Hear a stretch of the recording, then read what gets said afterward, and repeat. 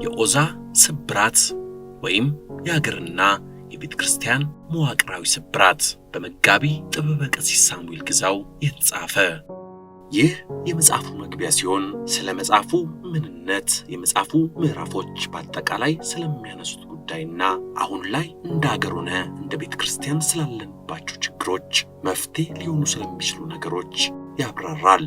የኦዛ ስብራት ወይም የሀገርና የቤተ ክርስቲያን መዋቅር ስብራት ለመጽሐፉ የተሰጠ ስያሜ ሲሆን ኦዛ በሰራው ስራ የተነሳ የተቀሰፈበት እግዚአብሔር የቀጣው ቦታ ስም ነው። ይህንንም ስያሜ ስብራቱ የሀገራችንም ሆነ የቤተ ክርስቲያናችን ግለሰባዊ ድካም፣ ማህበራዊ ቀውስ፣ ኢኮኖሚያዊ ችግሮች፣ ፖለቲካዊ ጉዳዮች፣ የቤተ ክርስቲያናችን የውስጥና የውጭ ችግሮችን ለማሳየት የሚቀርብበት ነው። ለመጽሐፉ ግብዓት እንዲሆኑ አንዳንድ ጥናትና ዜና እንደወረደ በመረጃነት ቀርበዋል። በዚህ መልክ እንዲቀርብ ያስፈለገበት ምክንያት አንባቢው የተጠቀሰው ጉዳይ ክስተቱ በተፈጸመበት ጊዜ በሚዲያ መዘገቡን እንዲያውቅና በዚያ ወቅት የነበሩ ሁኔታዎችን መለስ ብለው እንዲመለከቱ ከማስፈለጉ የተነሳ ነው። እስከዚህ ዘመን ያልተለየኝ ዕድሜና ጤና ሰጥቶኝ ለቤተ ክርስቲያንም ለሀገሬም የበኩሌን ድርሻ እንድወጣ የአቅሜን እንዳደርግ ላደረገኝ በሚያልፍ ቀኑ ስለማያልፈው ክብሩ ለጸናው ልዑል እግዚአብሔር ምስጋናው ቅድሚያ ይድረሰው። በሕይወቴ ምዕራፍ በኔ ማንነት ውስጥ ጉልህ ሚና ያላት ልባም ሴት፣ ቆንጆና ውብ ማራኪ አመለሸጋ ለሆነችው ውዷ ተናፋቂዋ የልጆቼ እናት ቅድስቴ ወይም ማሚ ከመጽሐፉ ጀርባ ሆና ለብዙ ነገሮች የመሳካት አንደኛዋ እሷና ልጆቼን በጣም አመሰግናለሁ። ይህንንም መጽሐፍ በማዘጋጀት ጊዜያቸውን በመስጠት ረቂቁን በማረምና ጠቃሚ የሆነ አስተያየታቸውን ለለገሱኝ ለመልአከ ፀሐይ ዶክተር አምሳሉ ተፈራ፣ ለመምህር ፋንታውን ዋቄ፣ ለዶክተር ዓለም ሙላቱ፣ ለዲያቆን ሳሙኤል አድማሱ፣ ለመምህር ሱራፌል ወንድሙ፣ ለመልአከ አሜን ልዑል ሰገድ ኃይለማርያም፣ ለመርጌታ ጋዜጠኛ ብርሃኑ ተክለ ያሬድ፣ ለመምህር ዘመድኩን በቀለና ለኢትዮ ቤተሰብ ሚዲያ ቤተሰቦችና ሌሎችንም ሁሉ ረጅም ዕድሜና ጤና ይስጥልኝ። በተጨማሪም በገንዘባቸው ለረዱኝ ለወለተ ሊባኖስና ቤተሰቦቿ ክንፈ ገብርኤል ወይም ጆኒ እንዲሁም ወለተ ሕይወት ወይንም ወይኒ ሌሎችንም ጭምር ከልብ በመነጨ ልዩ ምስጋና አመሰግናለሁ። ፈጣሪ አብስቶ ይባርካቸው፣ ዕድሜና ጤና ይስጣቸው ላለው። ዘንድሮ ያልተሰበረብን ምን ነገር አለ? በተለይ በእኛ እንዝላልነት በርዕዮተ ዓለም ስግብግብ አስተሳሰቦች፣ ታሪክ፣ ማንነት፣ ሃይማኖት፣ ምግባር፣ ማህበራዊ እሴቶቻችንና ሀገራዊ ፍቅራችን በዓላማ የሚሰባበሩ አካላት አይናችን ስር ተደርድረዋል። ተሰብረናል፣ እንጠገን፣ እንፈወስ። የሰበሩንና የተሰባበሩት አዛዎቻችንን በተመለከተ መምህር ሳሙኤል በረቀቀ የአገላለጽ ስልት በተባ ብዕር ከሐሰተኞችና ከአጥፊዎች ጋር ፊት ለፊት የሚታገልበት የሚሞግት መጽሐፍ እነሆ ብለዋል። ስብራት የሚጠገነው ሐሳብን ለቂም ካላደረግነው ነው። የሚያመረቅዝ ቁስልና የሚያገረሽ በሽታ ሐኪሙ ሙያ አልባ ስለሆነ ብቻ ሳይሆን መፍትሄውን የማወቅ ዝንባሌውና የመፈወስ አቅማችን ውስን መሆኑ የተሰበረውን ቁስል አካል ለመፈወስ የሚያስፈልገውን ክትትል ስለማንተገብር ወይም ለመፍትሄው ቁርጠኞች አለመሆናችን ይሆናል። እግዚአብሔር ነቢዩ ሙሴን ፈዋሽ እግዚአብሔር እኔ ነኝ እንዳለው የጨለማችን ብርሃን፣ የሞታችን ትንሣኤ፣ የሐዘናችን ደስታ፣ የብቸኝነታችን መከታ፣ የማጣታችን በረከት፣ የስብራታችን ፈዋሽ እርሱ እግዚአብሔር ብቻ ነው። ቅድስት ቤተ ክርስቲያን ክርስቶሳዊ ትምህርቷን፣ መንፈስ ቅዱሳዊ ሕይወቷን፣ ሐዋርያዊ አገልግሎቷን ከረሳች ትሰበራለች፣ ትጠፋለችም። በዓለት ላይ በተመሠረተች ቤተ ክርስቲያን ውስጥ የደም ውሸትና የአሸዋ ላይ ተግባራትን የምንፈጽም ከሆነ በዓለቱ ላይ ወድቀን እንሰበራለን። አወዳደቃችንም ታላቅ ይሆናል። የወጣትነት፣ የትዳር፣ የሽምግልና፣ የክህነት፣ የጵጵስና በአጠቃላይ የሰውነት ወቅታዊ ስብራታችን እንዲፈወሱ መፍትሄዎቻቸውን ተወዳጁ ወንድሜ መምህር ሳሙኤል ግዛው በጽሑፎቹ አመልክቶልናል። ይህ መጽሐፍ ውብ በሆነ አገላለጽ የመንፈሳዊነት፣ የማኅበራዊ ማንነትና የአገራዊ እሴቶች ስብራቶቻችንን መነሻና መድረሻዎችን በግልጽ ቋንቋ ያትታል፣ ይሞግታል፣ ይወቅሳል፣ ከላይ እስከ ታች ይመረምራል። የራሱን መፍትሄ ይጠቁምና እኛን የመፍትሄ አካል እንድንሆን ይጋብዘናል። የቃላቱ ስኬትና የሐሳቡ ፍሰት ኩልል ብሎ እንደሚወርድ ፈሳሽ በቁጭትና በመቆርቆር ወደ ትክክለኛ መንገድ ይወስዳል። ከየት ወደ የት እየሄድን ነው? መቼ ነው የቤተ ክርስቲያናችን መከራ የሚያበቃው? ከፈዋሹ ጋር ያለን ግንኙነት ምን ያህል ጠንካራ ነው? እያለ ይሞግታል። መምህር ሳሙኤል ግዛው በመንፈሳዊ በማህበራዊና በአገራዊ ጉዳዮች ላይ በሚዲያ አገልግሎት የሚታገሉበትን የፍትህንና የሰብአዊነትን ልዕልና ጉዳይ በጽሑፋቸው በእጅጉ አጉልተው ወደ ብርሃናዊ ሐሳብ እየወሰዱ ነው። አንባቢያን ይጠቀሙበታል። ቀጣይ ትውልድ ስብራቱን ጠግኖ ወደ ተሻለ ሕይወት እንዲያመራ ይህንን መጽሐፍ የራሱ አድርጎ ይጠቀምበት ዘንድ እመክራለሁ። በተወደደና በተጣበበ ጊዜ ይህን መረጃ አዘል ድንቅ መጽሐፍ ስላበረከቱልን ከነመላ ቤተሰቡ ክብር ያደለልን መጋቤ አእላፍ ሱራፌል ወንድሙ። ይህ መጽሐፍ ሀገራዊም ሆነ ቤተክርስቲያን ውስጥ ያለው የአኗኗራችንን፣ የአስተዳደራችንን፣ የቅድስናችንን፣ የአገልግሎታችንን ስብራት እያነሳን ማልቀስ ሳይሆን እንደ ማሳያ ችግሮችን በማቅረብ የትጓር ነው የሚለውን በማንሳት ቁስላችን የሚሻርበትን፣ ስብራታችን የሚጠገንበትን አተኩረን እንድንሰራ ለማድረግ ነው። በዚህ ዘመን ስውት የጥፋት ዘመቻና ትርክት በበዛበት እውነትን ጠብቆ ለማቆየት ምዕመናንን አጽንቶ ለማቆየት ለደረሰበት ችግር መነሻውን በማወቅ የረጅሙን የቤት ስራችንን እንዴት ባለ መንገድ ብንሰራው በየትኛው የቀናችን መንገድ ብንጓዝና ለውጥ በሚያመጣው መንገድ ለመሄድ የኦዛን ስብራት ከመነሻው እስከ ውጤቱ መቃኘት ያስፈልጋል። የኢትዮጵያ ኦርቶዶክስ ተዋሕዶ ቤተክርስቲያን በሰማያዊ ሥርዓት በምድር ያለች ሰማያዊት ተቋም ነች። በምድር ያሉትን ልጆቿን በሰማያዊ ሥርዓት በምድር አዘጋጅታ በሰማይ የምትኖር ናት። አሐቲ አንዲት ተብላ የምትጠራ የክርስቲያኖች መገኛ በመሆኗ ወደ እሷ ለሚመጣው ሁሉ በረኛ፣ ጥበቃ፣ ከልካይ፣ አሰናካይ የሌለባት ነፃ እልፋችን ናት።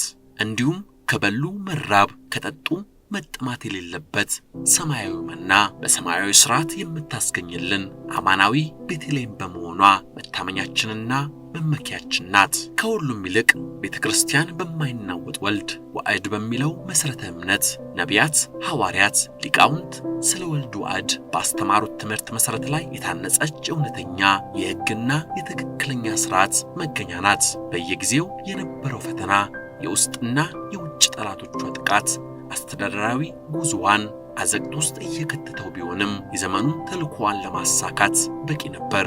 ይሁን እንጂ ቤተክርስቲያን አሐቲ ሐዋርያት ኩላዊት ሆና ሳለች በጥቂቶች ከሳሽነት የተነሳ የውጭ የሀገሩ ሲኖዶስ በሚል በነበረው ክፍፍል ብዙ ዋጋ ከፍላለች።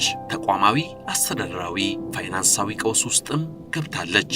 ከሁሉም በላይ በክህነታችን ውርርስ ላይ አደጋ በሚሆን ደረጃ ቀኖናዊና ስርዓታዊ ነገሮቻችን በመንግስት ቅጥረኞችና በውስጥ ባሉ ደካማ አባቶች ትብብር እንዲደፈር ተደርጓል። በአገሪቱ የተንሰራፋው የጎሳ ፖለቲካ ሰለባ የሆኑ መነኩሳትና ካህናት ከቀኖና ሐዋርያት በተቃረነ መንገድ ራሳቸውን በመሾም ትውልዱን ወደ ጥፋት እየመሩት ይገኛሉ። የዚህ ድምር ውጤትም የምዕመናንን ሕሊናም እየከፈለ እያደመም ነው። ቤተክርስቲያን በአስተምሯ ወይም በትምህርቷ፣ በአስተዳደሯ፣ በፋይናንስ አያያዟና አጠቃቀሟ ከፋና ውስብስብ ጊዜ ችግሮችና ፈተናዎች ተጋርጠውባታል።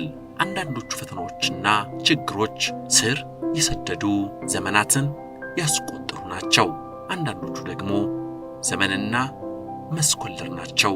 ሌሎች ደግሞ እንደ ቅዱሳት መጻሕፍት ከእልፈተ ዓለም በፊት ይቆማሉ ተብሎ የሚታሰቡ አይደሉም። ቢያንስ ግን ለዘመንና መስኮለር ችግሮቻችን መፍትሄ ማፈላለግ የዘመናችን የቤተ ክርስቲያኒቱ ላዕላይና ታህታይ መዋቅር መሪዎች ተናጠላዊና የወልዮሽ ኃላፊነት ነው። እናም በፍቃደ እግዚአብሔር በአባቶቻችን የመንፈስ ልዕልናና ጽናት ተጠብቆ የቆየው የቤተ ክርስቲያኒቱ መሠረት፣ እምነት፣ ሥርዓት፣ አምልኮ፣ ትውፊት ለመጪው ትውልድ ያለ እንከን መተላለፍ የሚችለው በጉልህ የሚታዩትን አስተምሮአዊ ቅሰታ፣ የአስተዳደር፣ የፋይናንስ አያያዝና አጠቃቀም ችግሮችን ማረም፣ ማስተካከል፣ ስርዓታዊና ሕጋዊ መሠረት ማበጀት ስንችል ብቻ ነው። በአጠቃላይ መጽሐፍ ቅዱስ ቤተክርስቲያን በአማኞች ወይም በምዕመናን አካል፣ በቤተ መቅደስ፣ በሚስት፣ በአምድና በመሠረት እንዲሁም በኢየሩሳሌም ሰማያዊት ትመስላለች። ቤተክርስቲያን በነቢያት ትንቢት በሐዋርያት ስብከት መሠረት ላይ የታነጸች መሆኗም የሕግና የነቢያት ፍጻሜ የሆነው ኢየሱስ ክርስቶስ ነው። ስለዚህ ቤተክርስቲያን ከስደትና ከብዙ መከራ በኋላ ነፃነት እያገኘች ስትመጣ ክርስቲያኖች በአንድነት ክርስቶስን የሚያመልኩበትን ቤት ማነጽ ጀመሩ። የሚሆነው ክርስቲያናትም በማኅበር ይሰበሰቡበት ስለነበረ ነው። የክርስቲያኖች ቤት እየተባለ መጠራት የተለመደ ሆነ። ስለሆነ ወንጌልና ስለ ክርስቶስ መከራ የተቀበሉ ቅዱሳን ጻድቃን ሰማዕታት የክርስትና አርበኞች ስለሆኑ እነርሱን ለማስታወስ ቤተክርስቲያን በስማቸው መሰራትና መጠራት ተጀመረ። ይህ ሆኖ እንድናይ ደግሞ በታሪክ መስታወትነት ወደ ኋላ ሄደን አሁን ያለንበትን ካለፈው ጋር በማዛመድ ከየት ተነስተን ያለንበት ደረስን፣ ወዴትና በምን ያህል ፍጥነት እየመራን ነው፣ ምን አይነት የመፍትሄ አቅጣጫዎችን በምን ያህል ፍጥነት ብናስቀምጥ የተጋረጠብንን አደጋ እንቀንሳለን የሚሉት መሠረታዊ ጥያቄዎች ተግባራዊና ተጨባጭ ምላሽ መስጠት ያስፈልጋል። ምላሹን ለማስቀመጥ ደግሞ አስቀድሞ የአገሪቱንም ሆነ የቤተ ክርስቲያኒቱን መዋቅራዊ፣ አስተዳደራዊ፣ ቀኖናዊ ስብራት መነሻ ምንነት የቱ ጋር መጠገን እንዳለበትና መሰል ጉዳዮችን ሰፋ አድርጎ ማየት ያስፈልጋል። ለዚህም ይህ መጽሐፍ በሁለቱም በኩል ያለውን ስብራት በክፍልና በምዕራፍ ከፋፍሎ ይዳስሳል። ክፍል 1 በውስጡ በርካታ ጉዳዮችን ያነሳል። ምዕራፍ 1 ስብራት፣ የስብራት ምንነት፣ የኦዛ ስብራት መነሻ፣ የከበረውን መዳፈር፣ የተቀደሰውን ማርከስ፣ ያለመታዘዝ፣ ትእዛዙን መተላለፍ፣ በአሕዛብ መንገድ መጓዝ የሚሉ ርዕሰ ጉዳዮችን ይዳስሳል። ምዕራፍ 2 ስብራቱ እስከምን ድረስ፣ የስብራቱ ውጤት የእግዚአብሔር ቁጣ፣ መከራ፣ ውርደት፣ መቅሰፍት ሲሆን ምዕራፍ 3 ስብራቱ በቤተ ክርስቲያናችን የቤተ ክርስቲያን ስብራት ምንነት፣ መነሻ ምክንያቶች፣ አዎናዊ ክስተቶች፣ የባለ ርስቶች ዝምታ፣ የተሰለበ አማኝ መፈጠር፣ የሐሰት አጥማቂዎች መብዛትን ያካታል። ምዕራፍ 4 ደግሞ ስብራቱ እንዴት ይጠገን፣ ወደ ፈጣሪ መመለስ፣ አብዝቶ በመጮህ ከፊት ይልቅ በመትጋት አብዝቶ በመስጠት ከቤቱ በማጽዳት ራስን በመካድ በክፍል 2 በውስጡ በርካታ ጉዳዮችን ያነሳል። ምዕራፍ 5 ሀገራዊ ስብራታችን፣ የሀገር ስብራት ምንነት፣ መነሻው፣ አሁናዊ ክስተቶች፣ በስደት በሞት በመፈናቀል በተፈጥሮ አደጋ በድርቅ የሚለውን ያካታል። ምዕራፍ 6 የሀገር ስብራት መነሻ በአክራሪ ብሔርተኞችና በአክራሪ እስላሞች፣ ብሔር ተኮር ግጭቶች፣ በግጭት የሕገ መንግሥቱ መነሻ፣ የሐሰት ትርክት፣ የዘመናት የምዕራባውያን ዕቅድና ሀገራዊ ትምህርት ይገኝበታል። ምዕራፍ 7 የችግሩ ግዝፈት ምን ይዞ ይመጣል ወይስ መጥቷል፣ የሀገሪቱን የግዛት መፈራረስ፣ ኢትዮጵያ ኦርቶዶክሳውያን የተሰደዱ የሚኖሩበት አድርጓታል፣ በመዋቅር የተከፈተው ዘመቻ፣ በአድርባይ አገልጋዮች የሃይማኖት ቀኖና ጥሰት፣ ችግሩ በየጊዜው እየተባባሰ መጥቷል፣ ኢኮኖሚያዊ ተጽዕኖ፣ የሕግ የበላይነት እየጠፋ ይገኛል። ምዕራፍ 8 ለችግሩ መፍትሄ የሰላም ጥሪ ማስተላለፍ፣ ጥበቃና ድጋፍ፣ ዘላቂ ሰላም እንዲመጣ ሁሉም የበኩሉን አስተዋጽኦ ማበርከት፣ ድጋፍ የሚያደርግ ተቋም ማቋቋም፣ መልካም እረኛ መሾም። መልካም እረኛ ማን ነው? ነፍሱን ስለ በጎቹ አሳልፎ የሚሰጥ፣ ስለ በጎቹ ሞት ግድ የሚለው፣ ስብዕናን ማከም የሚሉ ርዕሰ ጉዳዮችን ይዳስሳል። ምዕራፍ 9ና የመጨረሻው ለዚህ ሁሉ ስብራት ታዲያ እግዚአብሔር ለምን ዝም ይላል የሚሉ ርዕሰ ጉዳዮች ተዳስሰውበታል። መጽሐፉ የኦዛ ስብራት ለምን ተባለ? ኦዛ የዕብራይስጡ መጽሐፍ ቅዱስ እንደሚለው ትርጉሙ ብርታቷ እንደማለት ነው። አባቱ አቢናዳብ ሲሆን እስራኤላዊ ነበር። የሞተው የቃል ኪዳኑን ታቦት በመንካቱ እንደሆነ መጽሐፍ ቅዱስ ይናገራል። የኦዛ ታሪክ በቅዱሳት መጽሐፍት ውስጥ በሁለት ቦታዎች ይገኛል። በሁለተኛ ሳሙኤል ምዕራፍ 6 ቁጥር 3 እስከ 8 እና አንደኛ ዜና ምዕራፍ 13 ቁጥር 7 እስከ 11 ስሙ 14 ጊዜ ተጠቅሷል። ሁለተኛ ሳሙኤል ምዕራፍ 6 ቁጥር 3፣ ሁለተኛ ሳሙኤል ምዕራፍ 6 ቁጥር 7 እና 8 ላይ፣ ሁለተኛ ነገሥት ምዕራፍ 21 ከቁጥር 18 እስከ 26፣ ሁለተኛ ዜና ምዕራፍ 6 ቁጥር 29፣ በድጋሚ ሁለተኛ ዜና ምዕራፍ 8 ቁጥር 7፣ ሁለተኛ ዜና ምዕራፍ 13 ቁጥር 7 ቁጥር 9 ቁጥር 10 እና 11፣ ዕዝራ ምዕራፍ 2 ቁጥር 49፣ ነህምያ ምዕራፍ 7 ቁጥር 51 ላይ ይገኛል። ዖዛ የተባለው ሰው ክህነት ሳይኖረው የተቀደሰውን የእግዚአብሔርን ታቦት ተዳፍሮ በመንካቱ መቅሰፍት ደርሶበታል። የዚህም መጽሐፍ ስያሜ በቤተ ክርስቲያናችን ሆነ በአገራችን ትልቅ ስብራት እንደገጠመን ያመለክታል። የስብራታችንም መነሻ መምራት የማይችሉ የዘር አስተሳሰብ የተጫነው የፖለቲካ ርዕዮተ ዓለምና ቀውስ ከሀገሪቱ ችግር ጋር ተዳምሮ በርካታ መስዋዕትነትን እያስከፈለ ይገኛል። የዚህም መጽሐፍ ይህን ስም ያሰጠው የሚያመሳስላቸው ነገር በመኖሩ ነው።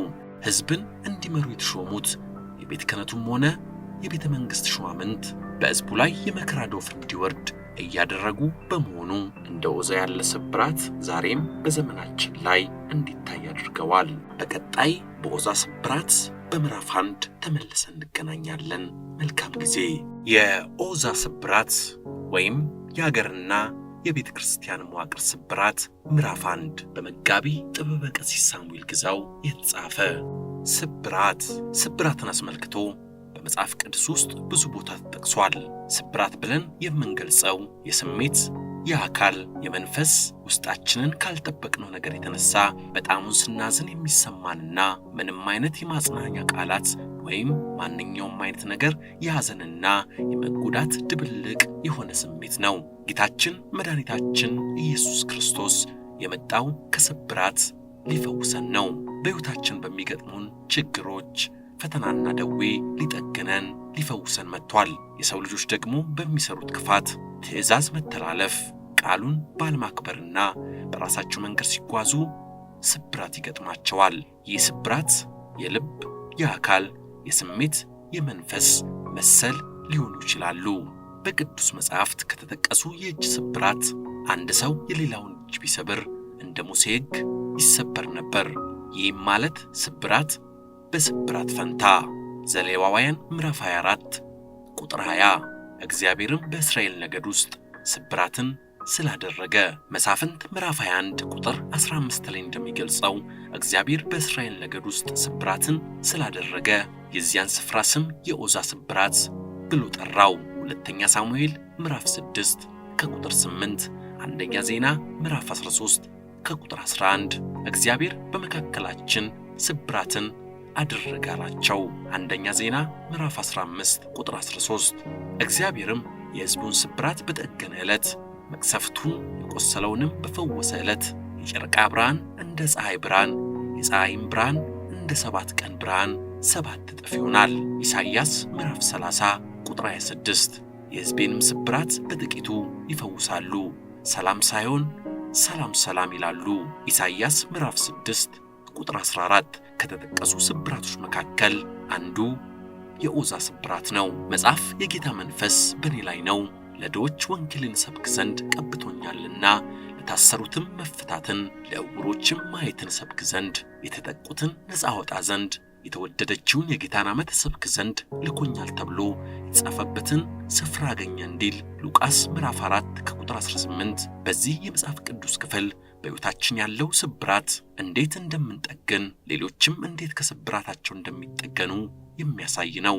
ስብራትን በተመለከተ የእግዚአብሔር ሐሳብ ስለ ስብራት የተገለጹ መጽሐፍ ቅዱሳዊ ገለጻዎች፣ እንዴት የሰው ልጅ በተለያዩ ነገሮች ይሰበራል፣ ስብራት ሲከሰት እንዴት ልንጠግን እንችላለን፣ የስብራታችንን ፈውስ ማግኘት የምንችልባቸውን መንገዶች እንዳስሳለን። በምድራችን ላይ የሰው ልጆችን ታሪክ ስንመለከት በርካታ ስብራቶች ሊያጋጥሙ ይችላሉ። የአካል ስብራት በተለያዩ የጤና ባለሙያዎች ይጠገናሉ።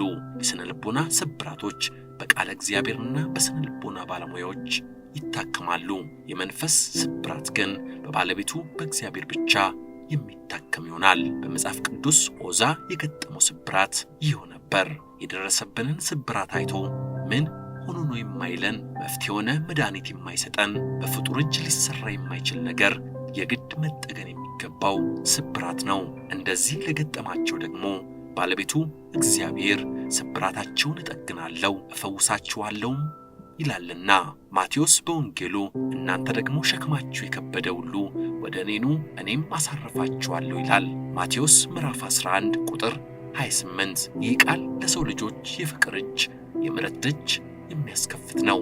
እንደ መግደላዊት ማርያም ዛሬ ኃጢአትሽ ተሰርዮልሻል እንደተባለችው ሉቃስ ምዕራፍ 7 ቁጥር 48 ላይ በቀራንዮ ጌታ በመስቀል ላይ በተሰቀለ ጊዜ ዛሬ ከኔ ጋር በገነት ትሆናለህ እንደተባለው ያ ሰው ሉቃስ ምዕራፍ 23 ቁጥር 43 ላይ የዖዛ ስብራት መነሻው ምን ይሆን? የዖዛ ስብራት የታሪኩን ምንነት ስንመለከት መነሻው በመጽሐፈ ሳሙኤል ላይ እግዚአብሔር ዖዛን ስለሰበረው ዳዊት አዘነ። እስከ ዛሬ ድረስ የዚያ ስፍራ ስም የዖዛ ስብራት ተብሎ ተጠራ።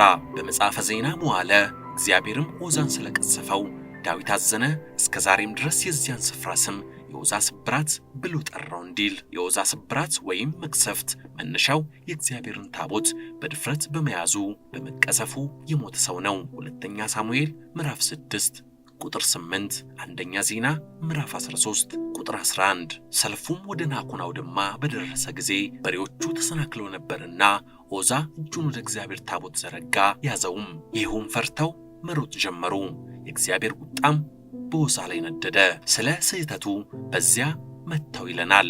እግዚአብሔር ለምን መታው? ይህ እንደ ጨካኝ ቅጣት አይደለምን ቢሉ ስለ ብዙ ነገር ነው። አንደኛ ታቦቱን መሸከም የነበረበት በሌዋውያን ትከሻ ላይ እንጂ በሰረገላ ላይ አልነበረም። የክርስቶስን አካል በእኛ የተሸከመችውና ራሷ የሆነችውን የአዲስ ኪዳን ቤተ ክርስቲያን እንደሚያመለክት እግዚአብሔር በአሕዛብ በሁለት በሬዎች በተሳለ አዲስ ሰረገላ ላይ እንዲያኖሩት እግዚአብሔር ፈቀደ። ያ ቤተ ክርስቲያን ያቺ ቤተ ክርስቲያን ሁለት ሕዝቦችን ያቀፈች አይሁዶችንና አሕዛብን። አሕዛብ በዛ ጊዜ የቃል ኪዳኑን ታቦት ለመሸከም አይበቁም ነበረ። በእግዚአብሔርና በዓል ተብሎ በሚጠራው ጣዖት መካከል ኅብረት ስለሌለው ከማያምኑ ጋር በማያመች አካሄድ አትጠመዱ። ጽድቅ ከአመፅ ጋር ምን ተካፋይነት አለውና ብርሃንም ከጨለማ ጋር ምን ኅብረት አለው እንዲል ሁለተኛ ቆሮንቶስ ምዕራፍ 6 ቁጥር 14። የካህናት ልጆች ግን የምዕመናንን ጉባኤ የሚወክሉ ሲሆኑ እነርሱም እግዚአብሔርን ተሸክመው ሁለተኛ ሰማይ ለመሆን የበቁ ሆኑ። ለዚህም ነው ከጋሪው ይልቅ ራሳቸው ታቦቱን የመሸከም መብታቸውን መጎናጸፍ የነበረባቸው።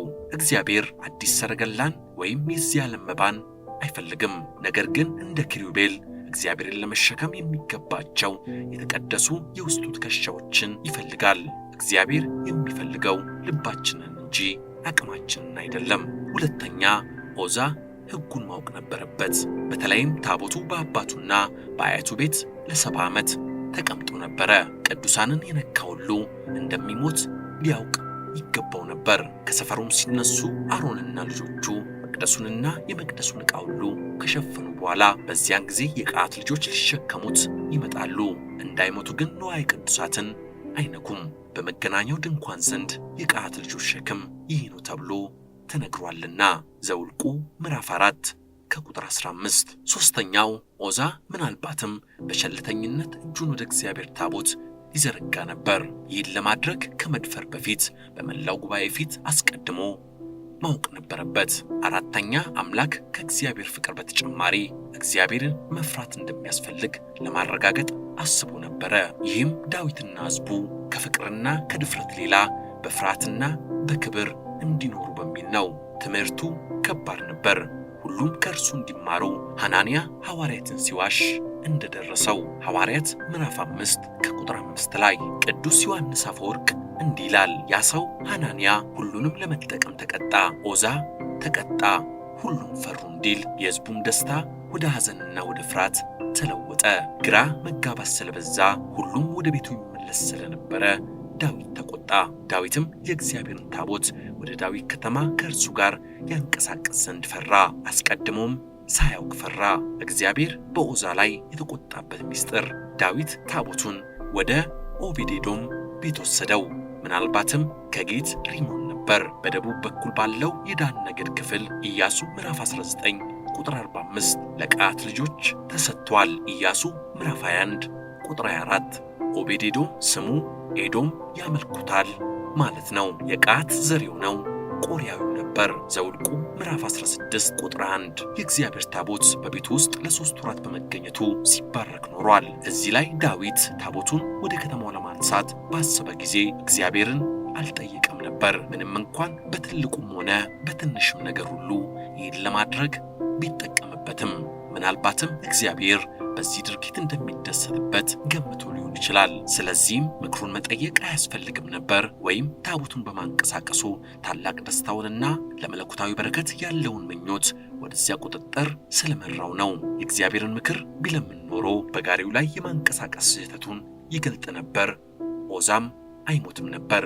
በተጨማሪም የሕዝቡ ደስታ ወደ ሐዘንና ወደ ፍርሃት አይለወጥም። ዳዊት የዖዛ ሞት ታቦቱን ስለነካው ብቻ ሳይሆን ከዚያ ንክኪ በስተጀርባ አመፅና ሙስና እንዳለ ተገነዘበ። ለዚህም ነው መዝሙረኛው ዳዊት ጌታ ሆይ በድንኳንህ ማን ያድራል? በቅንነት የሚሄድ ጽድቅንም የሚያደርግ በልቡ እውነትን የሚናገር በተቀደሰ ተራራ ያድራል እንዲል መዝሙር መጽሐፍ ምዕራፍ 15 ቁጥር 1 ላይ። ከምዕራፍ 1 ሌላው ደግሞ የከበረውን መዳፈር ነው። የዖዛ ስብራት የሚከሰትበት መነሻ በእግዚአብሔር ዘንድ ያከበረውን መዳፈር ልክ እንደ ዖዛ ያለ ስብራትን ያመጣል። ለዖዛ ስብራት ወይንም መቅሰፍት መምጣት እግዚአብሔር ያከበረውን መዳፈር የሚያመጣው መቅሰፍት ነው። ምኑን ተዳፈሩ ብንል የቃል ኪዳኑን ታቦት። መጽሐፍ ቅዱስ ዖዛ እጁን ዘርግቶ የእግዚአብሔርን ታቦት ያዘ። ዖዛ በድፍረቱ ይህንን ስላደረገ የእግዚአብሔር ቁጣ በላዩ ላይ ነደደ። ስለዚህም እግዚአብሔር ቀሰፈው። እሱም በእግዚአብሔር ታቦት አጠገብ እዚያው ሞተ። የእግዚአብሔር ቁጣ ዖዛን ስለሰበረው ዳዊት ተከፋ። ያን ቦታ እስከ ዛሬ ድረስ ፔሬዝ ዖዛ ተብሎ ይጠራል እንዲል ዖዛ ለምን ተሰበረ ብንል የእግዚአብሔርን የቃል ኪዳን ታቦት በመዳፈሩ ነው። ዛሬም እኛ በሕይወታችን የሚገጥሙን ማንኛውም የእግዚአብሔር ቁጣዎች መነሻቸው እርሱ ያከበራቸውን ነገሮች አለማድረግ፣ አለመፈጸም ስብራትን ያመጣል። ለዚህም የቤተ ሰማሪ ሰዎች ካህናት አልነበሩም። እነርሱም ታቦተ ጽዮን በአዲስ ሰረገላ ላይ ተጭና በወይፈኖች እየተጎተተች አዩ። ታቦትን የመግለጥና ታቦትን የመዳሰስ የካህናት ስልጣን ብቻ ነው። የቤተ ሰማኒ ሰዎች ወደ ታቦቱ ቀረቡና ገልጠው ማየትን አሰቡ። ብናየው ምን አለበት አሉ። የቤተ ሰማኒ ሰዎች አስበው አልቀሩም፣ ገልጠው አዩ። ወደ እግዚአብሔር ታቦት ውስጥ ተመልክተዋልና እግዚአብሔር የቤተ ሰማኒን ሰዎች መታ። ከ5000 ሕዝብም 70 ሰዎች ሞቱ። እግዚአብሔርም ሕዝቡን በታላቅ መቅሰፍት ስለመታ ሕዝቡ አለቀሰ፣ ንስሐም ገቡ። የቤተ ሰማኒ ሰዎች ታቦቱን ነክተው በመቀሰፋቸው በዚህ ቅዱስ አምላክ በእግዚአብሔር ፊት መቆም እንደማይቻልም የዛን ጊዜ አመኑ። አንደኛ ሳሙኤል ምዕራፍ 6 ከቁጥር 1 እስከ 19። በዚህ መጽሐፍ ቅዱስ ሁለተኛው ክፍል ላይ ዖዛ የተባለውን ሰው እናገኛለን። ታቦተ ጽዮን በአዲስ ሰረገላ ላይ ሆና በወይፈኖች ተይዛ ስትሄድ ዖዛ ከታቦቱ ኋላ ይሄድ ነበር። በልቡ ግን ድፍረት ነበረበት። ቀደም ሲል እንዳልነው ይህንን ሊያደርግ የሚችለው ካህን ብቻ ነው። ካህን ብቻ ነው እንዴ የሚነካው? እኔም እግዚአብሔርን አምናለሁ፣ ብነካው ምን አለበት የሚል ድፍረት በውስጡ ነበረ። እንዳይነካ ግን እስራኤላውያንን ፈራ። እስራኤላውያን ለሃይማኖታቸው ቀናይና ቁጡ ስለሆኑ በድንጋይ ወግረው እንዳይገሉት ፈርቶ ነበረ። መፍራት እግዚአብሔርን ነው። ዖዛ ምክንያት ሲፈልግ እነዚያ ወይፈኖች ናኮር የሚባል አውድማ ጋር ደረሱና ፋነኑ ወይም ዘለሉ። በሰው ሰውኛው ደንብረው ነው ልንል እንችላለን። የዘለሉት ግን ሕዝቡ ሁሉ ሆይ እያለ በታቦተ ጽዮን ፊት ለፊት ሲዘምር እነርሱም ዘመሩ። በአምላካችን ሥራ የተደረገ ነው። የበዓላምን አህያ እንዳናገረ የቢታንያ ድንጋዮች ሆሳና በአርያም እንዳሰኛቸው እንዲሁ አደረገ። ሁለተኛ ሳሙኤል ምዕራፍ 6 ቁጥር 1 እስከ 11። የእግዚአብሔር ጥበብ እኮ ረቂቅ ነው። ልበ አምላክ ቅዱስ ዳዊት እግዚአብሔርን ሥራ ግሩም ነው፣ ሥራ ድንቅ ነው በሉት ያለው ለዚሁ ነው። መዝሙረ ዳዊት ምዕራፍ 66 ቁጥር 3። እነዚያ ወይፈኖች ሲፋንኑ ዖዛ ታቦተ ጽዮንን ሊይዝ አሰበ። ለምን ነካ ቢሉትም ወይፈኖች ሲደነብሩ ታቦቱ እንዳይወርቅ ለመደገፍ ነው ብሎ መመለስ እንደሚችል ራሱን አሳመነ። ዖዛ ምን አለበት ብሎ እጁን ዘርግቶ ታቦተ ጽዮንን ያዘ። የሰራዊት ጌታ እግዚአብሔር ቁጣ በዖዛ ላይ እንደ እሳት ነደደ። ስለ ድፍረቱም እዚያው ታቦቱ አጠገብ ቀሰፈው። ይህ ቅስፈት የምን አለበት የአጉል ድፍረት መዘዝ ነው። እግዚአብሔር ያከበረውን በመዳፈር ልክ እንደ ዖዛ የተሰበሩ መቅሰፍት የደረሰባቸው የንግስና ዘመናቸው ያጠረባቸው ቅጣትን የተቀበሉ ብዙዎች ናቸው። ለዚህም የቅዱሳት መጻሕፍትን አንዳንድ ታሪኮችን መመልከት ይገባል። ንጉሥ ሳኦል በነቢዩ ሳሙኤል እጅ ተቀብቶ በእግዚአብሔር ፈቃድ የነገሰ ንጉሥ ነው። ነገር ግን እግዚአብሔርን ከመከተል ወደ ኋላ በአንድ ወቅት ተመለሰ። ከዕለታትም በአንድ ቀን ነቢዩ ሳሙኤል ለንጉሥ ሳኦል ሥርዓት ሠራለት። የሚቃጠለውን መሥዋዕት ሊያቀርብ ዘንድ ትእዛዝም አዘዘው።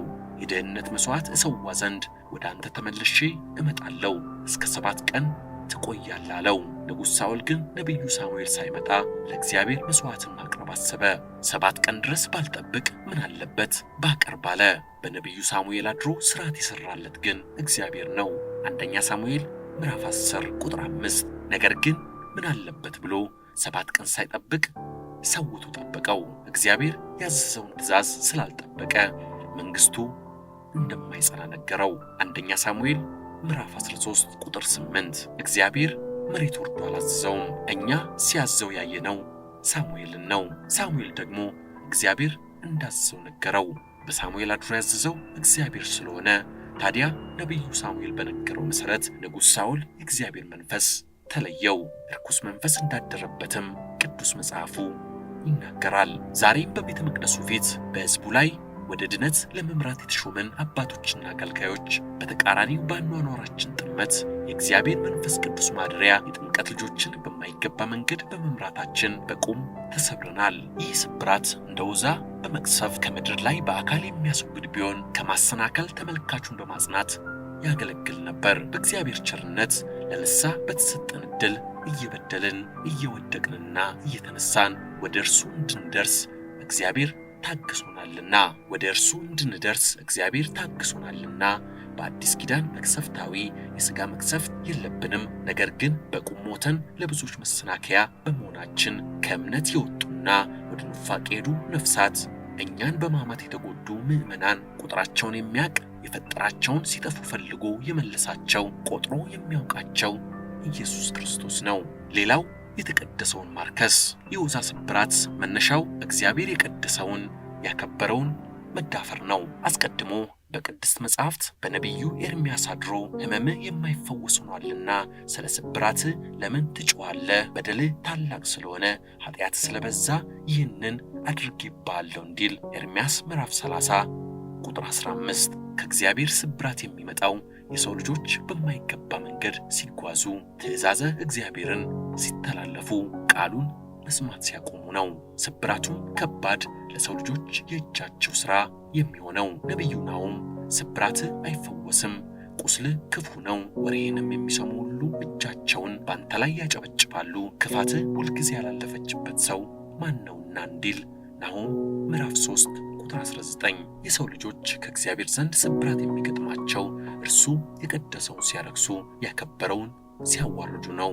መጽሐፍ የቀደሰውን ለውሾች አትስጡ በማለት ተናግሯል። የማቴዎስ ወንጌል ምዕራፍ 7 ቁጥር 6። የተቀደሰውን ለውሾች መስጠት እንደማይገባ ጌታችን በእግራቸው እንዳይረግጡት ተመልሰው እንዳይነክሷቸው የተቀደሰውን ለውሾች አትስጡ ብሏል። ውሾች የተባሉት ስሪያን የሚያደርጉ ሴሰኞች፣ ነፍሰ ገዳዮች፣ ጣዖትን የሚያመልኩና የሐሰትን ሥራ ሁሉ የሚወዱ ናቸው። ራእይ ምዕራፍ 22 ቁጥር 15።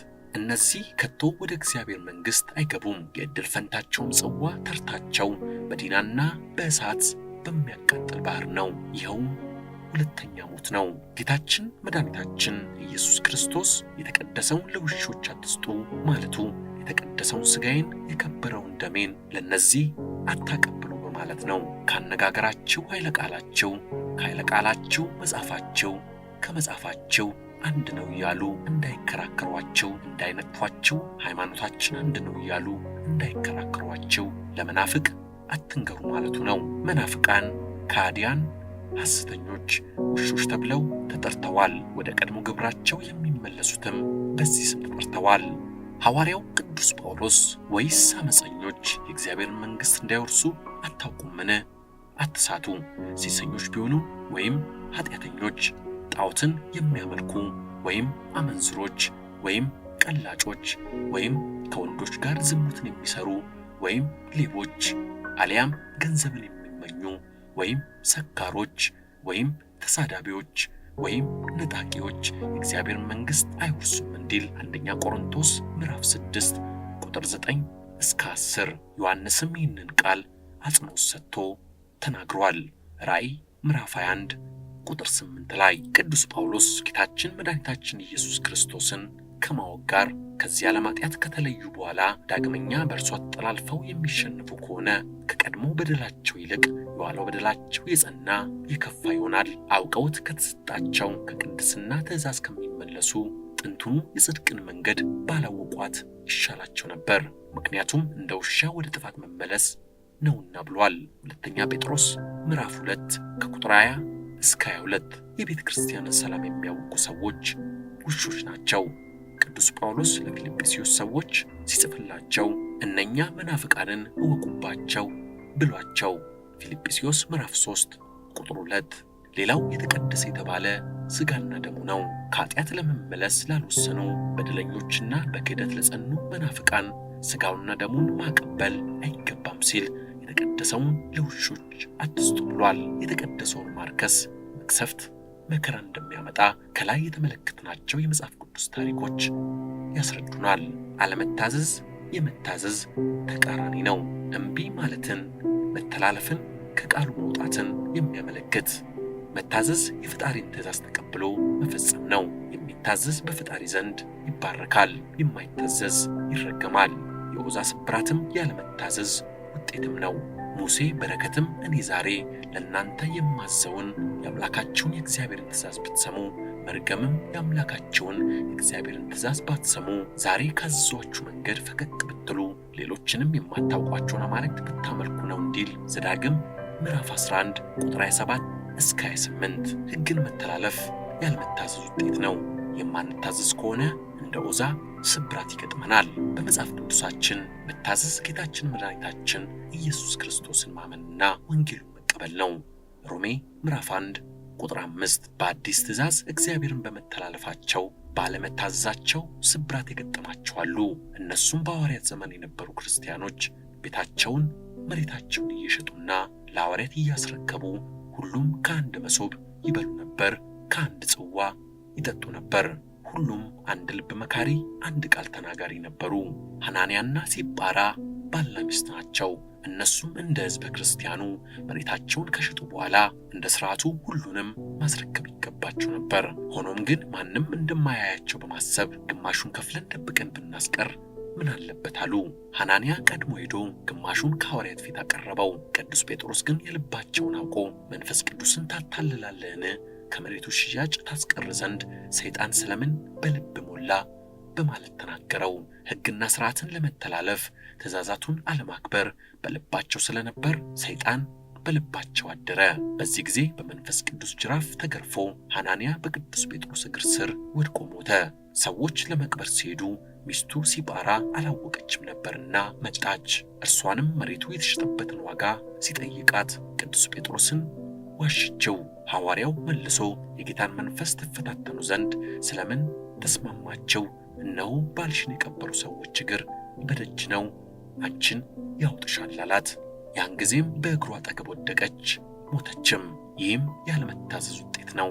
የሐዋርያት ሥራ ምዕራፍ 5 ቁጥር 1 እስከ 10። በዚህ ለትምህርት ለተግሣጽና ልብን ለማቅናት የተጻፈልንን የመጽሐፍ ቅዱስ ኃይለ ቃላትን እንደ መመዘኛ ወስደን በቤተ መቅደሱ የቆምን ሰዎች፣ የዛሬዎቹ አባቶችና አገልጋዮች ራሳችንን ብንፈትሽ ዖዛም፣ ሐናንያ፣ ሲጳራም፣ ይሁዳ፣ ሲሞንም ዴማስም ሆነን በብዛት ተሰልፈን እንገኛለን። ዖዛን፣ ሐናንያንና ሲጳራን የቀሰፈው የእግዚአብሔር መንፈስ ቅዱስ ትናንትም ዛሬም ነገም ያው ነው።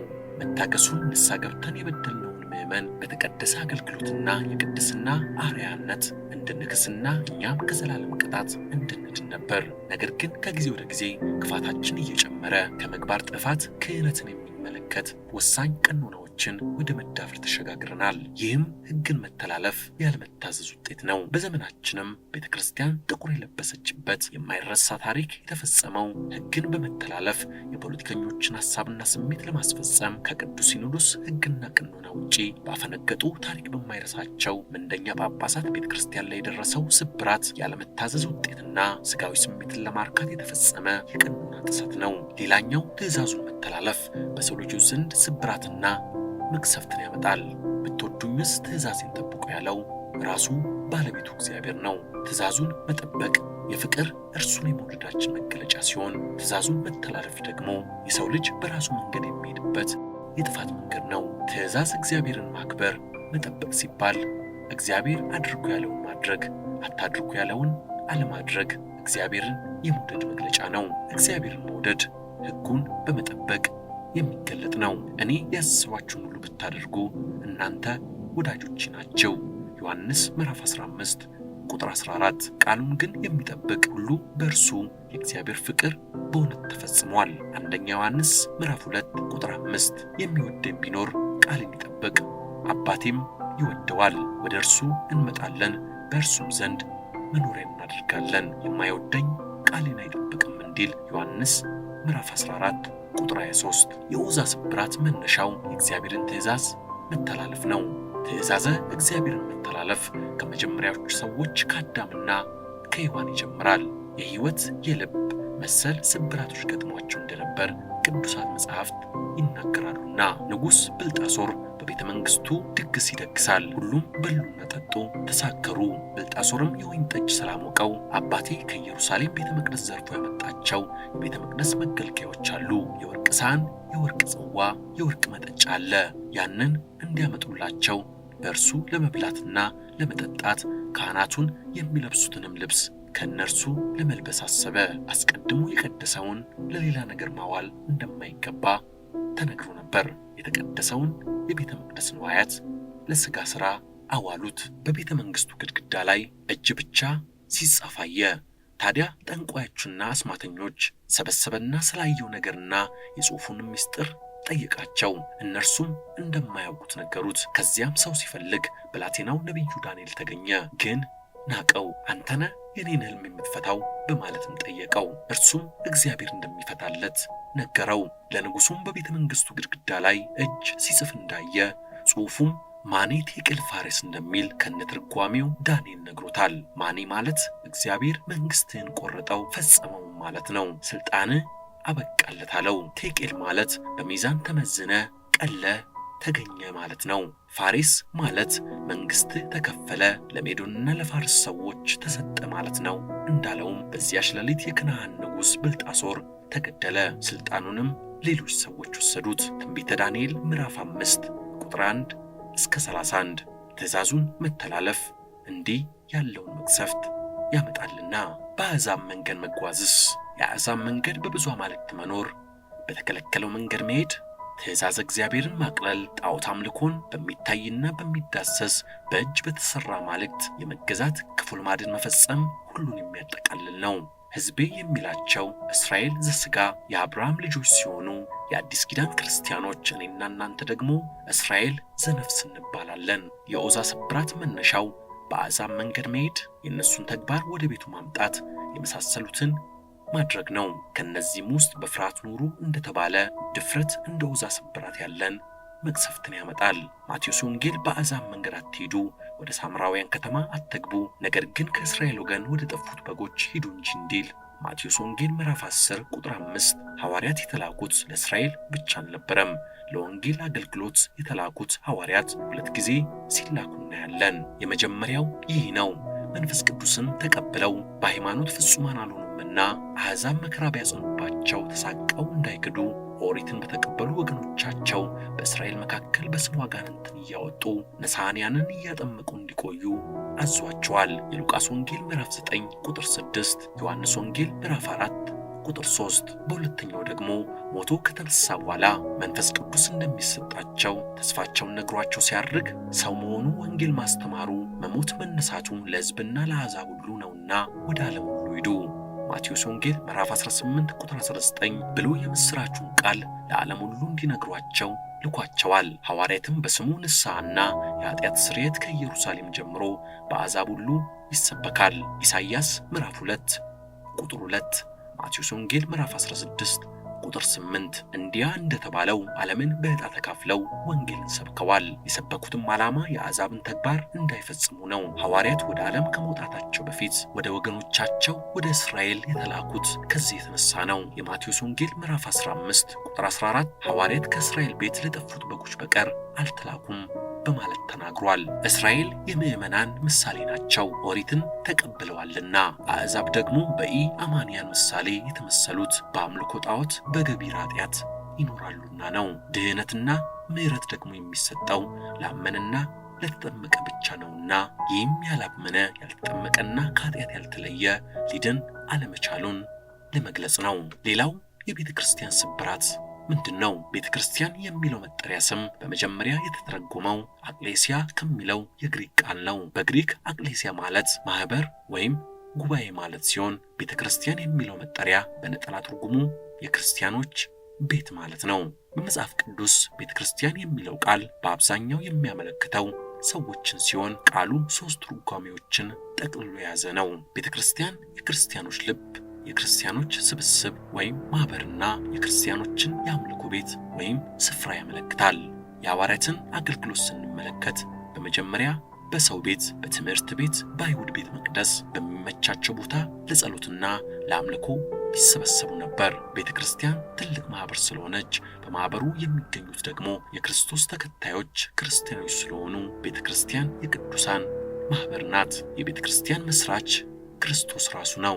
ክርስቶስ ቤተ ክርስቲያንን የመሰረተው በአማኞች ልብ ላይ ሲሆን አንተ ክርስቶስ የሕያው የእግዚአብሔር ልጅ ነው የሚለው የጴጥሮስ እምነትና ምስክርነት የቤተ ክርስቲያን መሰረት ነው። ቤተ ክርስቲያን የሕያው የእግዚአብሔር ቤት ብትሆንም በእኛ ዘመን በርካታ ስብራቶች ገጥመዋታል። የቤተ ክርስቲያኒቱ አመራር በመንፈሳዊ እይታና ከመለኮታዊ አደራ አንጻር ያለበት ዝቅጠት፣ በአብያተ ክርስቲያናቱ ያለው ዝርፊያ፣ ዘረኝነቱ፣ የሥነ ምግባር ችግሩ ወይም ሙስና፣ በርካታ ወንጀሎች በግልጽ ይፈጸማሉ። በሰከነ አእምሮ በንጹህ ሕሊና ለሚያስብ አማኝና አገልጋይ ሁሉም ድርጊቱ በእጅጉ የሚያሳዝን ሕሊናን የሚያቆሽሽ ነው። ይህ ውድቀት ወደ ቀኖና መዳፈር በማደግ የሐዋርያትን ቀኖና ከአላዊ መንግስት የትእዛዝና የድርድር ስምምነት እኩል በማስቀመጥ የጎሳ ኤጲስቆጶሳትን መሾምና የጎሳ ፖለቲካ የዘረጋውን ክልል ተከትሎ የክልል ሲኖዶስ እስከ መመስረት የተሸጋገረ የሞት መንገድ ሆኗል። ቅድስት ቤተ ክርስቲያናችን በርካታ ሀብት እያላት በምድራዊ አስተሳሰብ የሚነገረውን ሲሾም ያልበላ ሲሻር ይቆጨዋል በሚለው ክርስቲያናዊ ያልሆነ አባባልን በመያዝ ሀብትና ንብረቷን ማንም የሚቀራመተው አገልጋዮቿን ለልመና የምታሰማራና ጥቂቶች እንደፈለጉ የሚዘርፏት ሆናለች። ቅጥሩ ዘመድና ጉቦ፣ አስተዳደሩ የቤተሰብና ውንብድና፣ አገልግሎቱ ስጋዊ የተጫነው አንዳንድ ስብከቶች ምድራዊ፣ ሹመቱ ጎጥና ጉቦ በመክፈል ከሆነ ሰነባብቷል። በዚህ ብቻ የሚያበቃ አይደለም። ስብራታችን ለገጠር አብያተ ክርስቲያናት በየጊዜው እየተባለ ከምዕመናን የሚሰበሰበው የግለሰቦችን ኪስ የሚያደልብ ህንፃ አብያተ ክርስቲያናቱ አንዳንዶች ህንፃ አሰሪዎች ለግል ቤታቸው ማስጨረሻ የአስተዳደር ችግሮቿ ቤተ ክርስቲያን ከፍተኛ መዝበራ እንዲፈጸምባት መንገድ የሚጠርግ ተቆጣጣሪም ሆነ ተግባራችሁ ልክ አይደለም የሚል በመጥፋቱ ጥቂቶች እንደፈለጉ የሚዘግኑት የመንገድ ላይ የተሰጠ ኃይል ሆኗል። ለቅጥር፣ ለእድገት፣ ለዝውውር እየተባለ ጉቦ የሚሰጥበት በአገልጋዮች ላይ የሚታየው የሥነ ምግባር ጉድለት መብዛት፣ በዚህ ስብራቷ ላይ ደግሞ በእንቅርት ላይ ጆሮ ደግፍ እንዲሉ አንድነትን ስትሰብክ የኖረችው ሁሉም በአንድነት ስርዓተ አምልኮ ይፈጸምባት የነበረችው ዛሬ በእኛ ዘመን የጎጥ ወይም የክልል ቤተ ክህነት እስከ መፈጠር አድርሶናል። ቤተ ክርስቲያናችን ከተመሰረተችበት ጊዜ አንስቶ እስካሁን ባለው ጉዞዋ ወርቅ በእሳት እንደሚፈተን በመከራ እሳት እየተፈተነች በሃላውያን ነገስታት በአረማውያን ሁሉ ታሪኳ ሳይደበዝዝ ኖራለች። በደረሰባት መከራና ችግር ሳትረታ እዚህኛው ዘመን ደርሳለች።